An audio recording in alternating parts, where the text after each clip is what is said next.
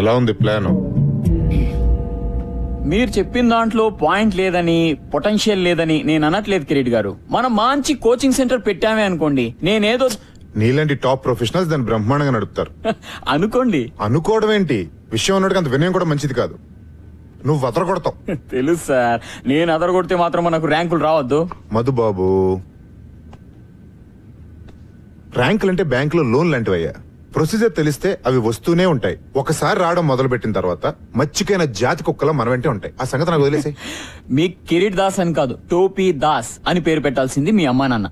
ఇంతకీ ఈ hitech coaching centre మన స్కూల్లో పెట్టడానికి స్థలం ఎక్కడి నుంచి తీసుకొస్తారు? మీ లెక్కల టీచర్లకి ఎక్కలు తప్పించి లోక జ్ఞానం తక్కువయ్యా. గోల్కొండ హై స్కూల్ ఒకప్పుడు గొప్ప స్కూల్ అని చెప్పుకోవడానికి చరిత్ర అయితే ఉంది గాని చెప్పడానికి చిప్పట్టు తిరుగుతుంది. ఏదో మా ట్రస్టీల దేవాల ఐసీయూలో ఉంది గాని లేకపోతే ఈ పాటికి అంత్యక్రియలే ఇక్కడ షాపింగ్ మాల్ రావాల్సింది తెలుసా. నేనే ఆపాను. ఎందుకు? మన కోచింగ్ మాల్ కట్టడానికి. మరి స్కూల్ కూల్ చేస్తారా?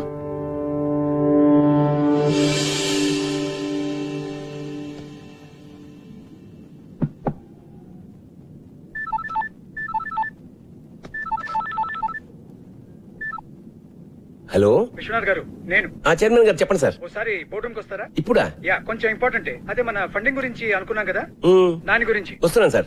Thanks for coming at short notice. Vishwanath garu, మన బోర్డు అందరికీ జిహెచ్ఎస్ అంటే ఒక ప్రత్యేకమైన అభిమానం, ఇష్టం ఉన్నాయి.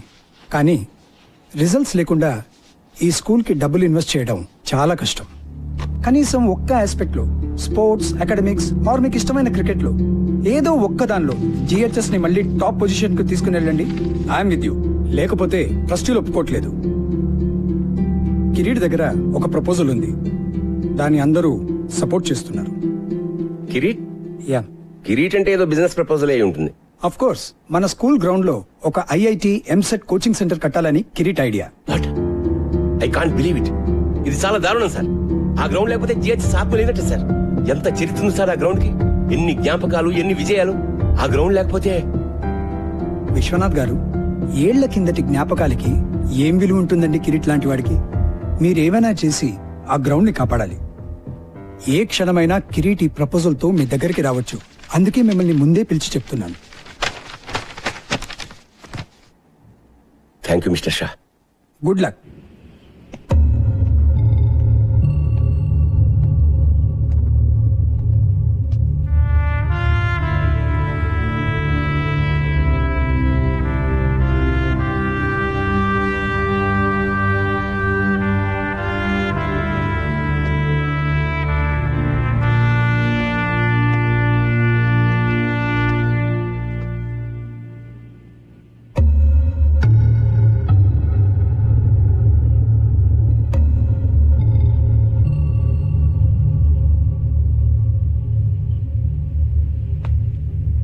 సాబ్, బోలు జనీమే. మీరేమీ అనుకోకపోతే నేను ఒక మాట చెప్తాను సార్ మీకు. అనుకునే మాటే చెప్పు. మన పోరగాళ్ళకి ఒక మంచి క్రికెట్ కోచింగ్ పెట్టండి సాబ్. ఎందుకంటే నాకంటేనే ఘోరంగా ఆడుతున్నారు వీళ్ళు. 15 సార్ల క్రితం మీరు ఉన్నప్పుడు సాబ్ ఎంత బాగుండేది. టైం వచ్చింది. మీరు మర్చిపోలేదా సాబ్? బోర్డుని మర్చిపోయిన విషయం ఎలా మర్చిపోతాను? ఆ పెయింట్ కింద ఓ పేరుండేది గుర్తుందా? అవును సాబ్. అతను ఎక్కడున్నాడు ఇప్పుడు?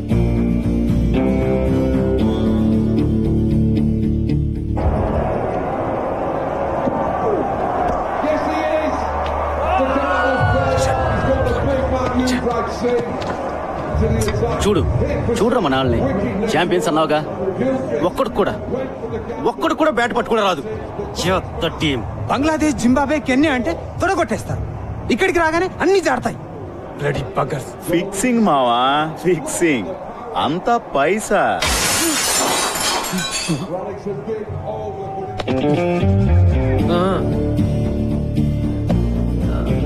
సారీ అండి, ఇంకా వేరే ప్లేస్ లేదు. ఉన్నా మీ కామెంటరీ వినే ఛాన్స్ రాదు. ఏంటే? ఇప్పుడు వీడు ఇన్స్వింగ్ యాకర్ ఎలా ఎలా చూపిస్తాడు. మీరేమో కవర్ డ్రైవ్, తమరేమో పుల్ షాట్ ఆడుతున్నప్పుడు బాడీ వెయిట్ ఎలా ఉండాలో చూపిస్తారు కదా. తీసుకోండి సార్. ఏంటి పని?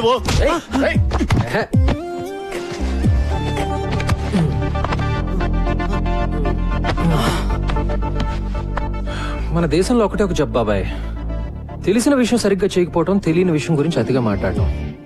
నిన్ను చూడడానికి మాత్రం చదువుకున్న వాళ్ళగా ఉన్నావు.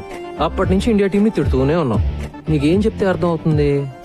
మ్యాచ్ మధ్యలో వర్షం కురిసి గాలి బాటం మారింది, Brett Lee Mitchell Johnson ball swing చేయడానికి ఆ మాత్రం చాలు అని చెప్తే అర్థం అవుతుందా?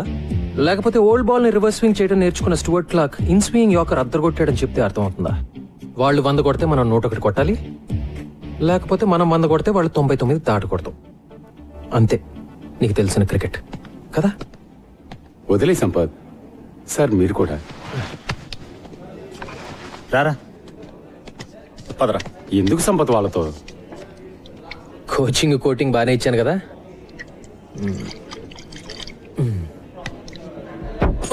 ఏయ్ జాగ్రత్త. Sorry about the table.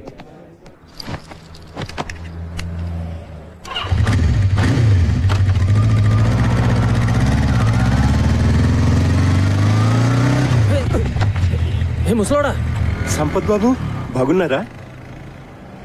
Janimiya?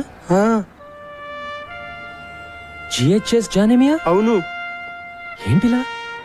ఏంటి sir?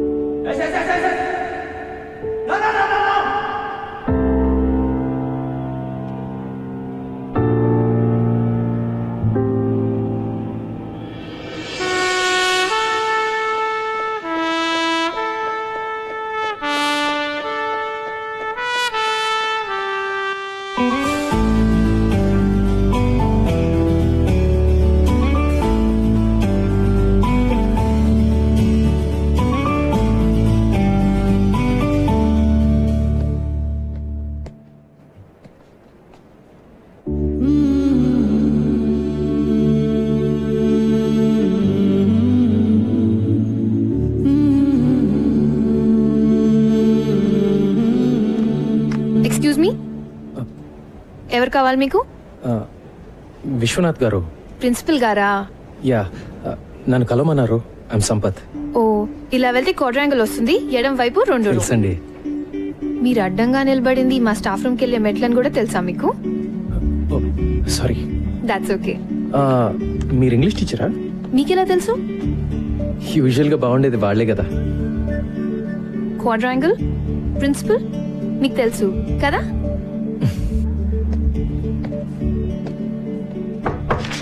Can I come in sir? Oh Sampath, రారా, కమిన్. ఎన్నాళ్ళకే ఎలా ఉన్నారు? Fully fit. నువ్వెలా ఉన్నావు? ఫుల్లీ అన్ఫిట్ సార్, చూస్తున్నారుగా. నీలో నేనేం చూస్తున్నావు నీకు తెలిసే ఛాన్సే లేదు. రా కమాన్. నీ బ్యాచ్మేట్ పేర్లు కొన్ని పేపర్లు చూస్తుంటావు నడప. నీ పేరు ఎక్కడా కనపడదు. క్రికెట్ ఆడలేదా? ఆడుతున్న వాళ్ళ కనపడుతున్నానా సార్? క్రికెటింగ్ రోజులు ఎప్పుడూ అయిపోయాయి. జాబ్ ఏమని చేస్తున్నావా? లేదు సార్, బిజినెస్ అయితే ట్రై చేశాను. పార్ట్నర్స్ తో పడక బయటకు వచ్చేసాను. ప్రస్తుతానికి ఖాళీ. మన GHS inter school cricket tournament లో ఓడిపోయి 15 ఏళ్ళు అయింది కదా సార్. నువ్వు మన క్రికెట్ టీం కోచ్ గా ఉండి మళ్ళీ ఆ కప్పు తెచ్చి పెట్టాలి సార్. మళ్ళీ మనం ఇంటర్ స్కూల్ ఛాంపియన్ అవ్వాలి. ఆ బాధ్యత నీది. నీకు 3 నెలల టైం ఉంది. ఎప్పుడు స్టార్ట్ చేస్తున్నావు? సార్ మీరేమీ అనుకోకండి సార్, నేను బ్యాట్ పట్టుకునే చాలా రోజులైంది. ఇప్పుడు ఈ కుర్రాళ్ళకి కోచింగ్ ఇవ్వగలనని నేను అనుకోవట్లేదు సార్. నువ్వు అనుకుంటే ఏం లాభం, నేను అనుకోవాలి. నేను అనుకుంటున్నాను. అంటే నా ఉద్దేశం అది 3 నెలల్లో నన్ను వదిలేండి sir please. Appointment order type కూడా చేయించానయ్యా, నన్ను కాదనమని. అది కాదు సార్. మీరు సంపత్, ఇది క్రికెట్ టీం ఛాంపియన్షిప్ గెలవడం గురించి మాత్రమే కాదయ్యా, విషయం చాలా పెద్దది. సార్ నేను అనేది గారు విశ్వనాథ్ జీ దొరికారు. Please come in. బాగున్నారా? ఫైన్. ఏం లేదు సార్, విషయం చిన్నదే. దానికి మళ్ళీ ఫార్మల్ బోర్డ్ మీటింగ్ ఎందుకని అందరం మీ దగ్గరికి వచ్చాం. హలో. మీరు ఎలాగో ఓకే అనేస్తారు అనుకోండి. కూర్చోండి సార్, కూర్చోండి. ఏమీ లేదు సార్, మన ప్లే గ్రౌండ్ వేస్ట్ గా పడుంది. దాంట్లో చిన్న కోచింగ్ సెంటర్, అదే ఎంసెట్ ఐఐటి లాంటి ఒక కోచింగ్ సెంటర్ కట్టి పిల్లల్ని పేరెంట్స్ ని అట్రాక్ట్ చేసాం అనుకోండి, నా మాట నమ్మండి, సంవత్సరంలో మన స్కూల్ జాతకం మారిపోతుంది.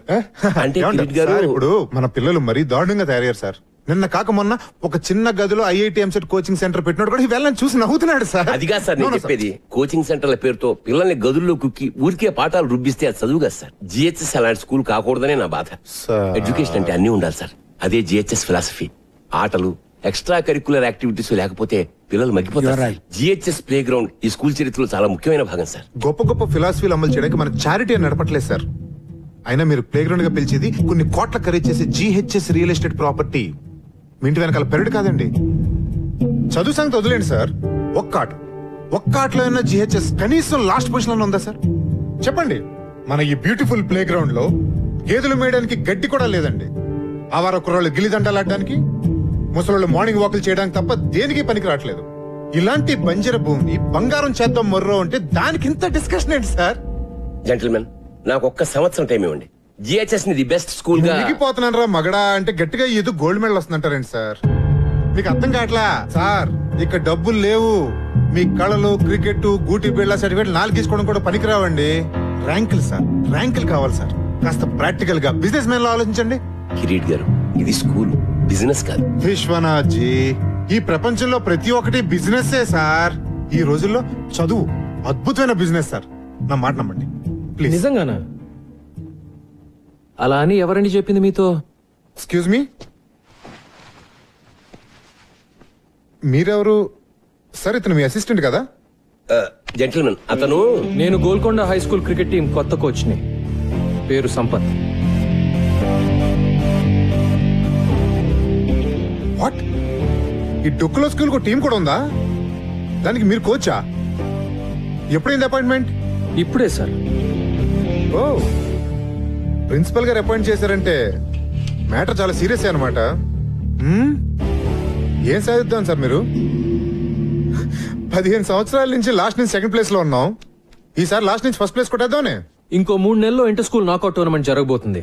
ఈ ఏడాది కాబోయే ఛాంపియన్స్ మన జిహెచ్ఎస్ క్రికెట్ టీం అని నేనంటే.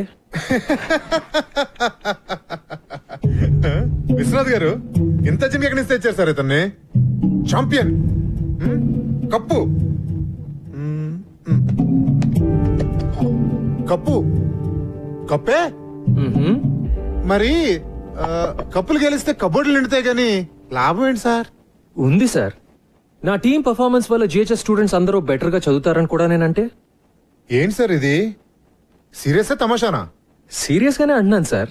నేను చెప్పినట్టు జరిగితే మేము అడిగింది ఇస్తారా? విశ్వనాథ్ జీ, ఈ ఛాలెంజ్ మీదా అతందా? కిరీట్ గారు, నాకు తెలుసు కదా మీకు ఛాలెంజ్ అంటే ఇష్టం అని.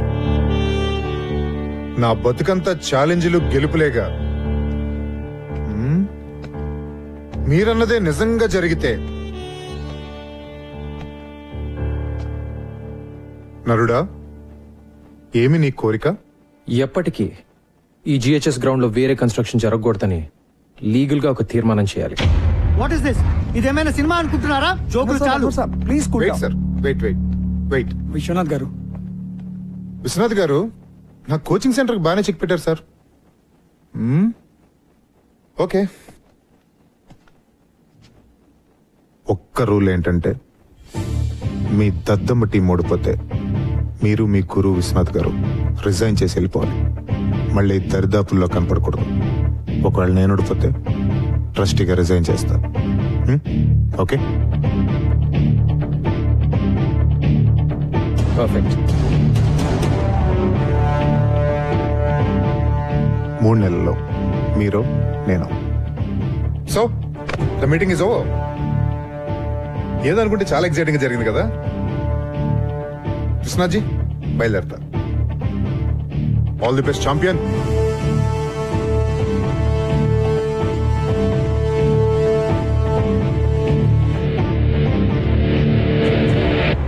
మనం గెలుస్తాం అనుకుంటున్నావా? మనం మన నమ్మకాలని నమ్ముకునే వాళ్ళం సార్. గెలుస్తామని నమ్మడం మొదలు పెడితే గెలుస్తామనే నమ్మకం నాకుంది. Excuse me sir. Hi miss Anjali, morning. Come on come on come on. I'm sorry, చాలా సేపటి నుంచి వెయిట్ చేస్తున్నావా?